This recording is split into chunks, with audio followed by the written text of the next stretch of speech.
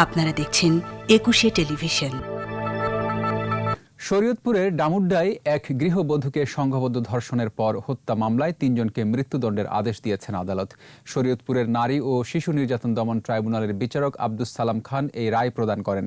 প্রতিনিধি আবুল বাশারের রিপোর্ট, জানাচ্ছেন মাসুম আলিসা। ২০১৯ সালের ২০ জানুয়ারি রাত ৯টার দিকে ডামুড্ডা উপজেলার চরভয়রা উকিলপাড়া গ্রামের খোকন উকিলের স্ত্রী হাওয়া বেগম পাশের বাড়িতে মোবাইল চার্জ দিতে যান। এ সময় মোর্শেদ, আব্দুল হক ও জাকির হোসেন সহ অন্যান্যরা তাকে ধর্ষণ করে। পরে মাথায় আঘাত ও শ্বাসরোধ করে তাকে হত্যা করে মৃতদেহ ফেলে যায়। এ ঘটনায় হাওয়া বেগমের স্বামী খোকন উকিল বাদী হয়ে মামলা করেন। তদন্ত শেষে পুলিশ ১২ জনকে আসামি করে আদালতে অভিযোগপত্র দেয়।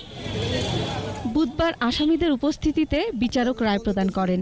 রায়ে মোর্শেদ উকিল, আব্দুল হক মুতাইদ ও জাকির হোসেন মুতাইদকে মৃত্যুদণ্ড দেয়া হয়। এছাড়া দণ্ডপ্রাপ্ত প্রত্যেক আসামিকে ৫০,০০০ টাকা করে জরিমানাও করা হয়।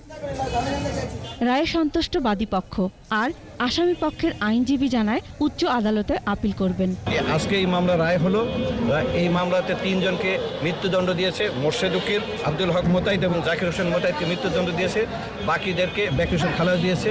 বাকিদের বিরুদ্ধে সুনির্দিষ্ট অভিযোগ ছিল। রাষ্ট্রপক্ষ উচ্চ আদালতে আপিল করবে। মূলত সেখানে কোনো ধর্ষণের আলামত নাই, সেখানে পিএম রিপোর্টে আলামত নাই, চিহ্ন নাই, সেখানে ইনকোয়েস্ট রিপোর্টে চিহ্ন নাই এবং কোনো এভিডেন্স নাই।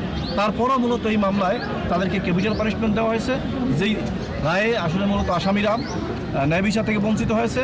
আসামি পক্ষ উচ্চ আদালতে আপিল করবে। অভিযোগ প্রমাণিত না হয় ৯ জনকে বেকসুর খালাস দেন আদালত। মাসুম আলিসা, ২১শে টেলিভিশন।